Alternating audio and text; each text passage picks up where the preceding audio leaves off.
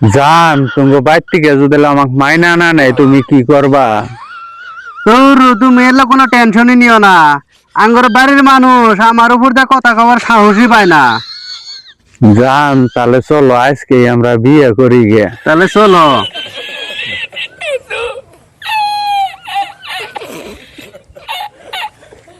I love you জান।